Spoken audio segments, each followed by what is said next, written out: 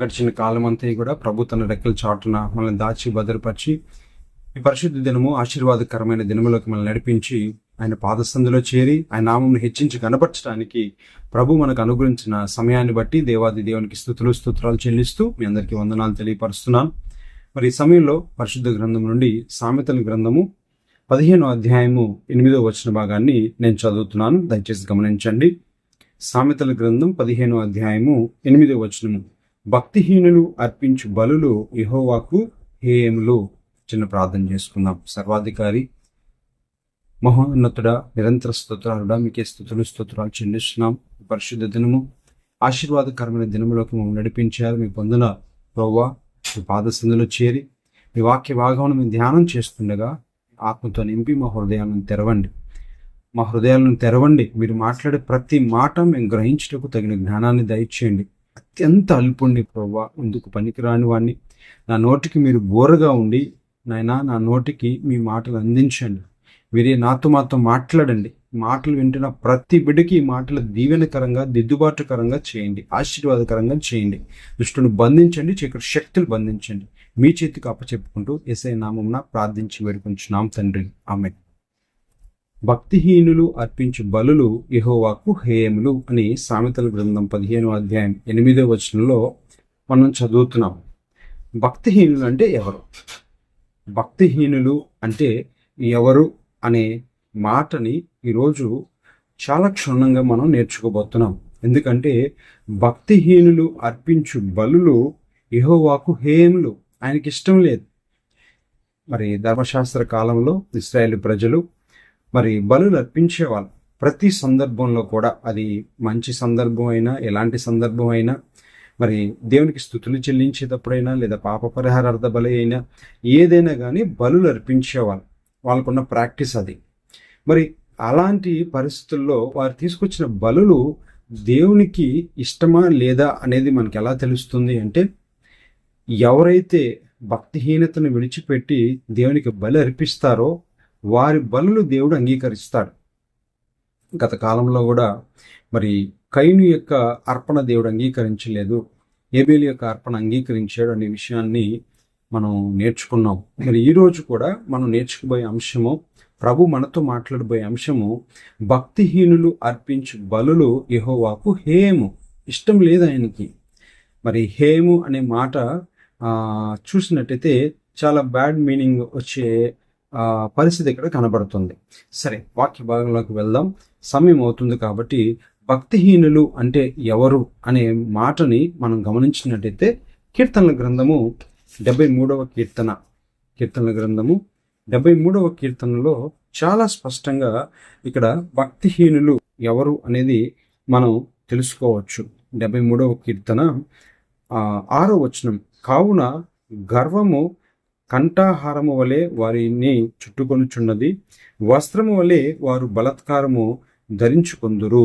వస్త్రము వలె వారు బలాత్కారాన్ని ధరించుకుంటారు. 8వ వచనం చేయుచు 8వ వచనాన్ని మనం చదువుకుందాం. 8వ వచనంలో, ఎగతాళి చేయుచు బలాత్కారము చేత జరుగు కీడును గూర్చి వారు మాట్లాడుదురు, గర్వంగా మాట్లాడతారు. భక్తిహీనులు మరి ఆ యొక్క బలులు కానీ, వారు తీసుకొచ్చే నైవేద్యం కానీ దేవుడు ఎందుకు హేయము అయిష్టపడుతున్నాడు అంటే, వారిలో గర్వం ఉంది. భక్తిహీనులు గర్విష్ఠులు అని వాక్యం ద్వారా మనం నేర్చుకోబోతున్నాం. ఎప్పుడైతే గర్వంతో మనం దేవుని సన్నిధికి వచ్చి మనం ఆరాధన చేస్తామో, ఆ బలులు అర్పిస్తామో, దేవుడు అది ఇష్టపడట్లేదు అని ఈరోజు చాలా సూటిగా ప్రభు మనతో మాట్లాడుతున్నాడు. ఈరోజు ఆయన్ని ఆరాధన చేయడానికి వచ్చి ఉన్నాం, ఆయన నామాన్ని హెచ్చించి గణపరచడానికి వచ్చి ఉన్నాం. వచ్చిన మనలో గనక గర్వం ఉంటే ఆ ఆరాధన దేవునికి హేయమైనది. ఈరోజు చాలా సూటిగా నీతో నాతో ప్రభు మాట్లాడుతున్న మాట ఏంటంటే, ఆరాధన చేస్తున్న నీలో అవ్వచ్చు, నాలో అవ్వచ్చు, ఎవరిలోనైనా అవ్వచ్చు, ఎవరైతే ఆ ప్రభుని ఆరాధన చేస్తున్నారో వారిలో గనక గర్వం ఉంటే, వారు గర్విష్ఠులైతే గనక, దేవునికి లోబడనొల్లని వారైతే గనక, ఆ ఆరాధన, ఆ బలులు దేవునికి అయిష్టము, హేయము. మొదటిది ఎందుకు భక్తిహీనుల యొక్క బలులు దేవుడు యెహోవాకు హేము అని ఇక్కడ జ్ఞాని అయిన సొలొమోను ద్వారా ప్రభు మనతో మాట్లాడుతున్నాడంటే, భక్తిహీనులు గర్విష్ఠులు. ఆ గర్విష్ఠులు తీసుకొచ్చిన బలులు కానీ, ఆ గర్విష్ఠుల యొక్క ఆరాధన దేవుడు ఇష్టపడడం. మొదటిది గర్వం. రెండోదిగా గనక మనం చూసినట్టయితే 58వ కీర్తన గ్రంథము 58వ అధ్యాయము 3-4 వచనాలను గనక మనం చూసినట్టయితే, తల్లి కడుపున పుట్టినది మొదలుకొని భక్తిహీనులు విపరీత బుద్ధి కలిగి ఉందురు, పుట్టిన తోడనే అబద్ధములాడుచూ తప్పిపోవుదురు. తల్లి కడుపున పుట్టినది మొదలుకొని భక్తిహీనులు విపరీత బుద్ధి కలిగి ఉందురు. వారి మంచి బుద్ధి కాదు, వారి ఆలోచన విధానం సరిగా ఉండదు, వారి మెంటాలిటీ కరెక్ట్గా ఉండదు. విపరీత బుద్ధి కలిగి ఉందురు, అబద్ధములాడుతూ ఉంటారు. పుట్టిన తోడనే అబద్ధములాడుచు తప్పిపోవుదురు, వారి విషము నాగుపాము విషము వంటిది. అంటే ఈ వచనం ద్వారా మీరు అర్థం చేసుకోండి వారి ఆలోచనలు ఎలా ఉంటాయో మీకు అర్థమవుతుంది. కాబట్టి భక్తిహీనుల యొక్క బలులు దేవుడు ఎందుకు అయిష్టపడుతున్నాడు, వాటిని హేయంగా ఎంచుతున్నాడు అంటే వారికి గర్వం ఉంటుంది. రెండోది, వారి ఆలోచన మంచిది కాదు, అబద్ధములు ఆడుతూ ఉంటారు, విపరీత బుద్ధి కలిగి ఉంటారు, వారి యాటిట్యూడే మంచిది కాదు అని ఒక మాటలో చెప్పచ్చు. అంటే స్వభావం మంచిది కాదు. అర్థమయ్యే భాషలో సింపుల్గా మనం చెప్పుకోవాలంటే వారి స్వభావం మంచిది కాదు, వారి విషము నాగుపాము వంటిది. అంటే ఎంత దారుణంగా ఉంటారంటే వారి ఆలోచనలు కానీ, అంటే వారి మాటలు కానీ మనకు అర్థమవుతుంది. ఎందుకు వారి బలులు హేము అని ఈరోజు ప్రభు మనతో మాట్లాడుతున్నాడు అంటే, భక్తిహీనులు గర్వంతో నిండి ఉంటారు, భక్తిహీనులు అబద్ధములు ఆడతారు, భక్తిహీనుల యొక్క స్వభావం మంచిది కాదు. అందుకే వారు తీసుకొచ్చే బలి కానీ, వారు తీసుకొచ్చే బలులు కానీ, వారి యొక్క ఆరాధన కానీ దేవుడు ఇష్టపడట్లేదు, వాటిని హేయంగా ఎంచుతున్నాడు. ముందుకు వెళ్దాం, సమయం అవుతుంది. కీర్తన గ్రంథంలోనే 37వ కీర్తన 12వ వచన భాగాన్ని చూడండి. భక్తిహీనుల గురించి ప్రభు చాలా సూటిగా మాట్లాడుతున్నారు. వారి యొక్క బలులను దేవుడు ఎందుకు అయిష్టపడుతున్నాడు, వాటిని హేయంగా ఎందుకు ఎంచుతున్నాడు అంటే చూడండి. కీర్తన గ్రంథం 37వ అధ్యాయము 12వ వచనంలో చాలా స్పష్టంగా ఉంది. భక్తిహీనులు నీతిమంతుల మీద దురాలోచన చేయుదురు, వారిని చూచి పండ్లు కొరుకుదురు. భక్తిహీనులు ఎలాంటి వారంటే దురాలోచన కలిగిన వారు, మంచి ఆలోచనలు ఉండవు వారికి. ఇంతకుముందు మనం చెప్పుకున్నాం, వారి స్వభావం మంచిది కాదు, వారి ఆలోచన విధానము మంచిది కాదు, దురాలోచన చేసేవారుగా ఉన్నారు. మంచి వారి మీద వారు దురాలోచన చేస్తారు. అంతేకాదు, అదే 37వ కీర్తన 21వ వచనంలో కూడా మనం చూసినట్టయితే 37వ కీర్తన 14వ వచనం, క్షమించండి, 14వ వచనంలో మనం చూసినట్టయితే, దీనులను దరిద్రులను పడదోయుటకై యథార్థముగా ప్రవర్తించు వారిని చంపుటకై భక్తిహీనులు కత్తి దూసి ఉన్నారు, విల్లెక్కు పెట్టి ఉన్నారు. ఏం చేస్తారట? దరిద్రులను దీనులను పడద్రోయుటకై యథార్థముగా ప్రవర్తించు వారిని చంపుటకై భక్తిహీనులు కత్తి దూసి ఉన్నారు, అన్యాయం చేసేవారుగా ఉన్నారు, నీతి న్యాయములు అనుసరించని వారుగా ఉన్నారు. అందుకే దేవుడు వారి ఆరాధనను ఇష్టపడట్లేదు. వారి యొక్క బలులను దేవుడు ఎందుకు ఇష్టపడట్లేదంటే నీతి ఉండదు వారి దగ్గర. కొంచెమైనా నీతి ఉండాలి, కొంచెమైనా న్యాయం ఉండాలి. ఇంకొక మాటను కూడా నేను మీ ముందు ఉంచడానికి ఇష్టపడుతున్నాను ఈ సమయంలో. చూడు, సామెతల గ్రంథం 21వ అధ్యాయము 7వ వచనము, భక్తిహీనులు న్యాయము చేయనొల్లరు. దురాలోచన ఉంటే ఇంక న్యాయం ఎక్కడి నుంచి చేస్తారు?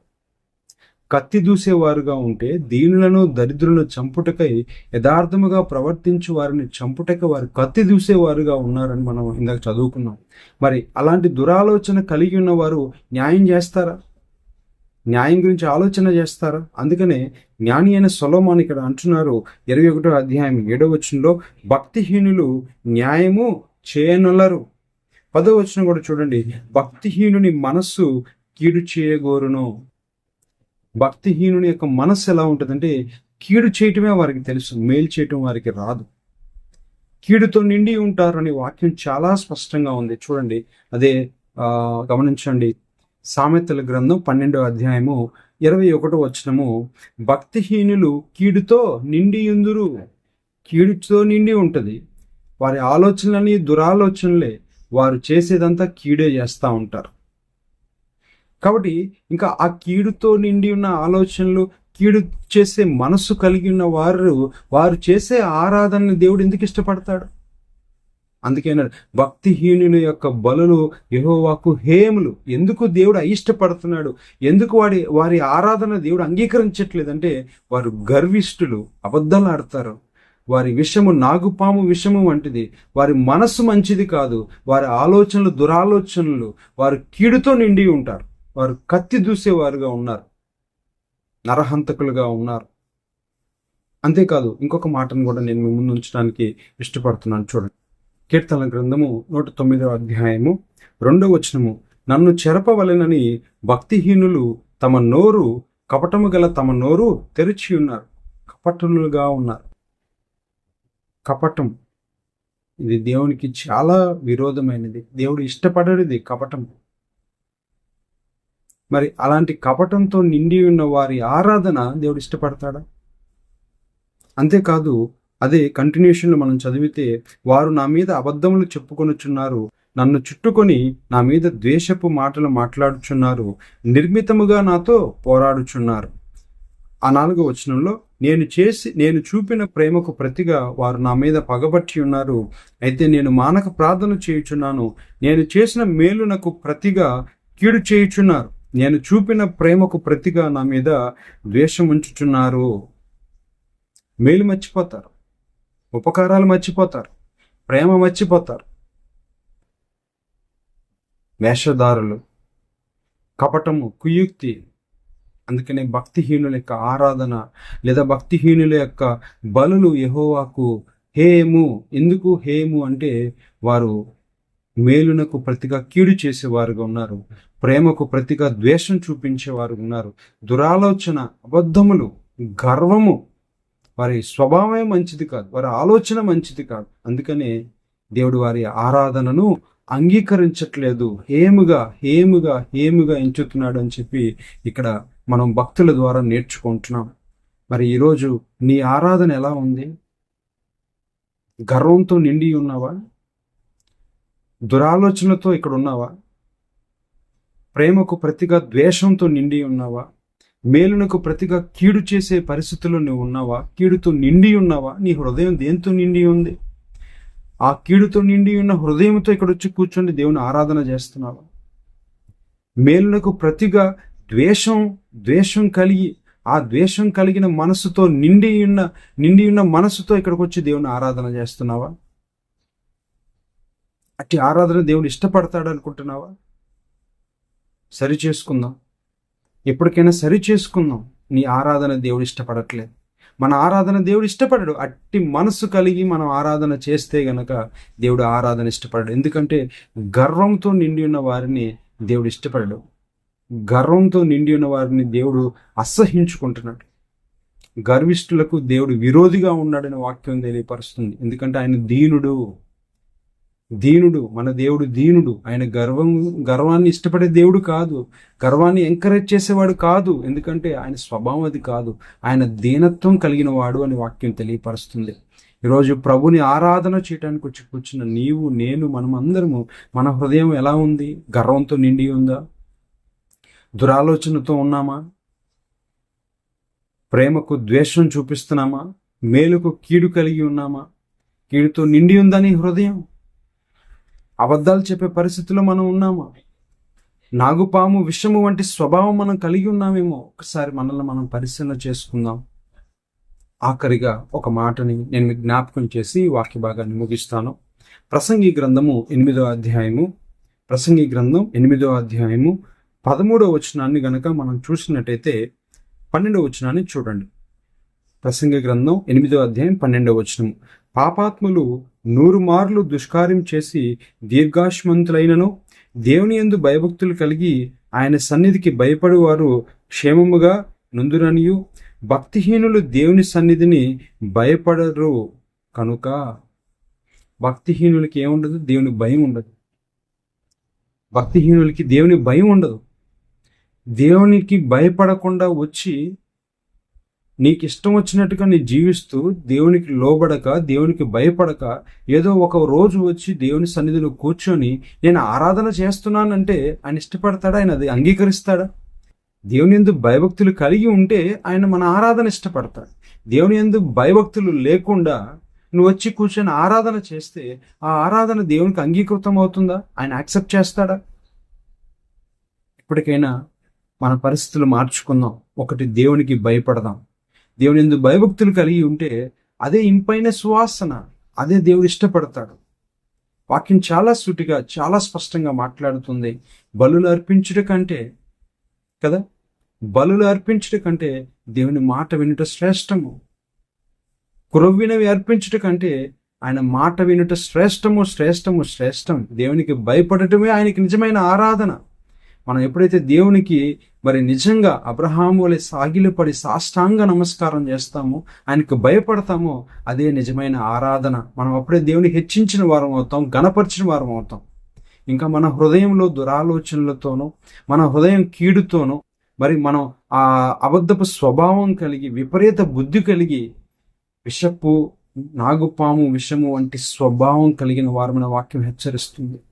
అంతటి విషము, కీడుతో నిండి ఉండి మరి ఈరోజు ప్రభు పాదసందుకు వచ్చి నేను ఆరాధన చేస్తున్నాను అంటే, ప్రభువా నేను గణపరుస్తున్నానంటే ప్రభు అది అంగీకరిస్తాడా? పరిశీలన చేసుకుందాం. భక్తిహీనులుగా ఇంకా ఉండి ఆయన ఆరాధన చేస్తే ఆయన ఇష్టపడడు. భక్తిహీనతను విడిచిపెడదాం, భయభక్తులు కలిగి ఆయన ఆరాధన చేద్దాం. అప్పుడు అట్టి ఆరాధన దేవుడు ఇష్టపడతాడని ప్రభు ఈరోజు మనకి సూటిగా హెచ్చరిస్తున్నాడు. ఇంకా భక్తిహీనతలో ఉండి అంటే గర్విష్ఠులుగా ఉంది, గర్వాన్ని విడిచిపెడదాం. దేవుడు గర్వాన్ని ఇష్టపడట్లేదు. గర్వాన్ని విడిచిపెడదాం. ఇంకా మనలో ఎక్కడో ఎంతో కొంత గర్వం ఉండుంటుంది, ఆ గర్వాన్ని విడిచిపెడదాం. దీనత్వం కలిగి ఉందాం. మేలులు అనుభవిస్తూ ఎదుటివారికి కీడు చేసే వారంగా ఉన్నాం. ప్రేమకు ప్రతిగా దుష్కార్యం చేసే వారంగా, ద్వేషం చూపించే వారంగా ఉన్నాం. అట్టి జీవితాలను విడిచిపెడదాం. ప్రభు కోరుకున్న జీవితాలను కలిగి ఉందాం. అట్టి జీవితం కలిగి దేవుని ఆరాధన చేద్దాం. ప్రభు ఈరోజు చాలా సూటిగా మనతో కొన్ని విషయాలు మాట్లాడి ఉన్నారు. ఎందుకంటే భక్తిహీనుల యొక్క బలును దేవుడు ఎందుకు ఇష్టపడుతున్నాడు, ఏముగా ఎంచుతున్నాడంటే, ఒకటి గర్వం, రెండోది దురాలోచనలు, మూడోది కీడుతో నిండి ఉన్న హృదయం, నాలుగోది నాగుపాము స్వభావం వంటి స్వభావం కలిగి ఉండటం, ఐదోదిగా మనం చూసినట్టయితే ఆయన యందు భయభక్తులు లేకపోవటం, ఆరోదిగా చూసినట్టయితే మరి కీడును, ఆ దేవునికి భయపడని వారి నుంచి మరి ఆ ధనాన్ని ఆపేక్షించే వారుగా ఉన్నారని కూడా వాక్యం ద్వారా మనం చూడగలుగుతున్నాం. దేవునికి విరోధమైనవి మనం విడిచిపెడదాం. మేలుకు ప్రతిగా కీడు చేసే పరిస్థితులు ఈరోజు చాలా మంది ఉన్నారు. మేలు పొందుకుంటున్నారు, చివరాఖరికి కీడు చేసేవారుగా ఉన్నారు. ప్రేమను పొందుకుంటున్నారు, ఆఖరికి ద్వేషం చూపించేవారుగా ఉంటున్నారు. నిజంగా చూడండి, ఈరోజు చాలా మరి ఈ యొక్క అనాథాశ్రయాలు మనం చూస్తున్నాం. తల్లిదండ్రుల నుంచి ప్రేమను పొందుకుంటున్నారు. వారు ఒక పరిస్థితి అంటే ఒక స్థితికి వచ్చిన తర్వాత వారు ఒక మంచి పరిస్థితుల్లో ఉన్నప్పుడు మరి ఆ వృద్ధాప్యంలో ఉన్న తల్లిదండ్రులను విడిచిపెట్టేస్తున్నారు, ద్వేషిస్తున్నారు. తల్లిదండ్రులు ప్రేమకు ప్రతిగా ద్వేషం చూపిస్తున్నారు, మేలుకు ప్రతిగా కీడును చేస్తున్నారు, కీడుతో నిండి ఉంటున్నారు. అట్లాంటి పరిస్థితులు విడిచిపెడదాం.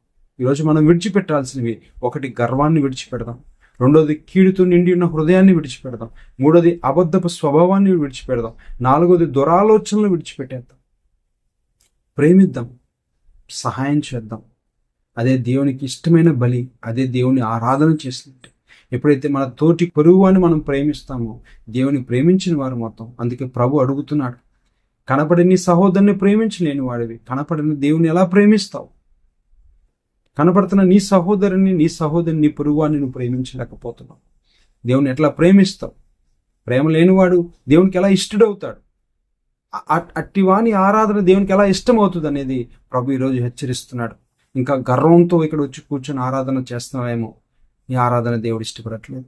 ఇంకా దురాలోచనతో ఉన్నామేమో, దేవుడు నీ ఆరాధన ఇష్టపడట్లేదు. విడిచిపెడదాం. దేవునికి విరోధమైన సమస్తాన్ని విడిచిపెడదాం.